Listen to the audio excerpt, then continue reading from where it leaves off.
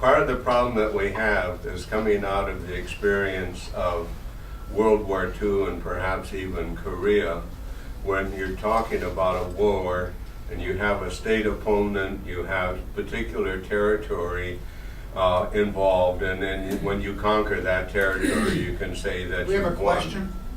Yeah, that's just, I'd like to get his reaction on this, because it seems to me that what you had was trying to put terror as a technique that people employ in many different ways into the same context as a state conflict, and it doesn't fit into that kind of a box. Thank you. Kasey, what do you think of that? Well, I mean, it's interesting. I think the president would say, on your last point, that he agrees with you, that it's an asymmetrical threat, that these are not countries. I mean, he's talked many times about how using World War II, you can't put the pins on the map when you take territory. It's not that kind of fight, which is why I think he would argue that you have all kinds of different ways of fighting the war, not just with the military, whether it's the intelligence services, whether it's the surveillance techniques, which have become very controversial.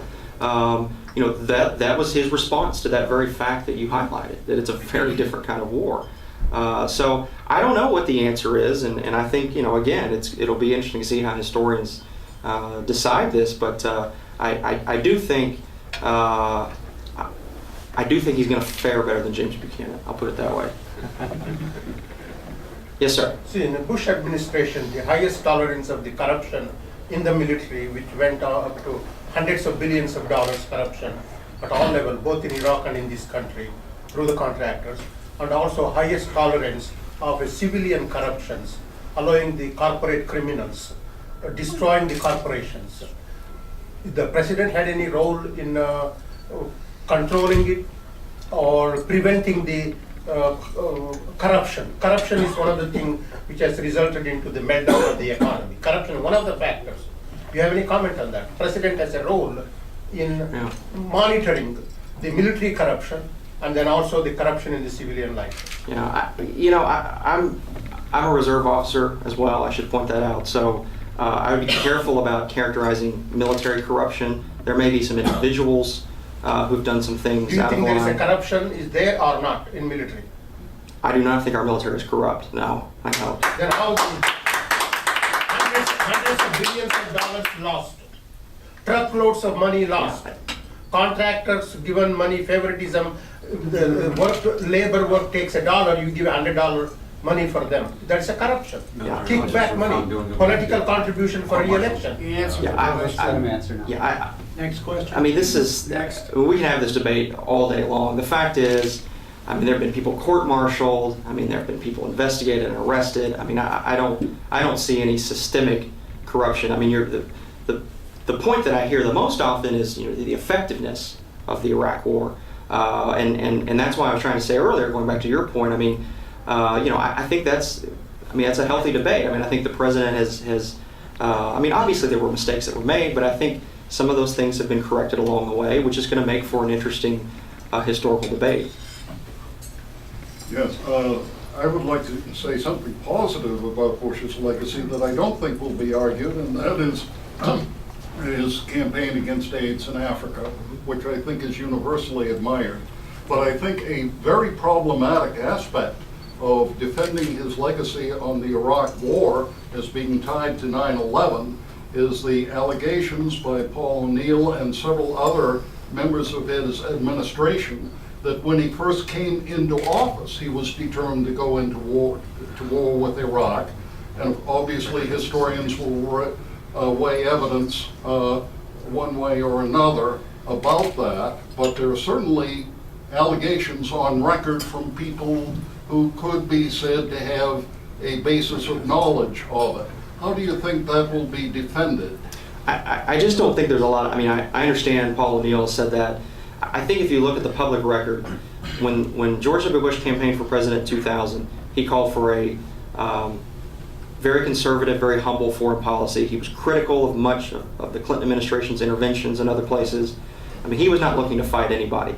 What happened was 9/11, and 9/11 changed him. But I mean, if you go back and you look at what he was saying in 2000, it was very different than what he says now. In fact, a lot of people have criticized him for that. A lot of people have said, hey, you know, he got too far away from his original policy, which would have been better. He should have been a little more cautious before he intervened in places. So I don't think you can make the case that he had his eyes on Saddam in 2000. I just don't think the record supports that. Yes, sir. Yeah. How do you assess his response to Hurricane Katrina? Do you believe he was too deferential to the Democratic governor and or mayor and his own chosen people like Brownie? And will his actions on embryonic stem cell research, prescription drugs, No Child Left Behind, will history care much about these choices, you know, these actions he took? I mean, I think all of that is going to be reviewed and it's going to be debated. Let me start with Katrina. I wrote a book about a man who was very, very hesitant to send federal troops into an American city. When Dwight Eisenhower sent the 101st Airborne into Little Rock, he said it was the hardest thing he'd ever done since D-Day. It's a terrible option, a terrible last resort for any president to have to decide, I'm going to send armed regular troops into an American city because someone's going to get hurt. So I think it's a natural. I think any president would have been hesitant to send in troops. Now, could more have been done in terms of coordinating or maybe overruling Governor Blanco? I mean, I don't know. I mean, in this country, you have a tradition of sort of deferring to local officials on the ground. You know, the president was asked, you know, go make an appearance. He worried I've read this in the paper, that he worried with his staff that if he went and made an appearance, you know, you have to bring security, you have to pull people away. I mean, it's a distraction from the first responders on the ground. So, you know, I don't know how that's going to play out. Obviously, it was a hugely important political moment in his presidency. And of course, it came at the same time as the Fitzgerald investigation, which was very damaging, as well as the Harriet Miers nomination, was I think that same month or a couple of weeks later. So those few weeks in there were pretty difficult, and I think historians are going to shine a light on that someday because it's an interesting few weeks of his presidency. In terms of the domestic policy issues, again, going back to, you know, a president taking on his base. I mean, no one hated the prescription drug plan more than his base. A lot of his base wasn't too crazy about his compromise on stem cell research. So, you know, again, I don't know that any of those things are right or wrong. I just would say as a historian, it's kind of interesting. Those all show a guy going against the grain, not the caricature of the guy pandering to his base, which is, you know, again, it's kind of interesting that that's kind of been lost. And it'll be curious to see if what history says about that. Yes, sir. You alluded to the possibility that the economic meltdown might kind of overshadow the rest of Bush's legacy, or I just think he has less time to do anything about it. good point. But could you perhaps reflect a little bit on the sort of overall economic management of the administration, as you imagine maybe historians might think about it? I mean, President Bush came to office on the back of a tech bubble that, you know, caused the stock market to tank appreciably, Right. and promptly encountered 9/11, and on the heels of 9/11, a raft of corporate scandals led by Enron that again decimated the stock market.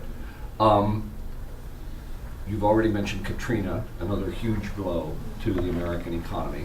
And of course now we have the economic meltdown. But through all of this up to the economic meltdown, the administration's managed the economy in a pretty activist way, and in a way that for the most part has kept the economy growing, or at least has pulled it out of 3 troughs until we hit September. What does all this say about the administration's economic management record?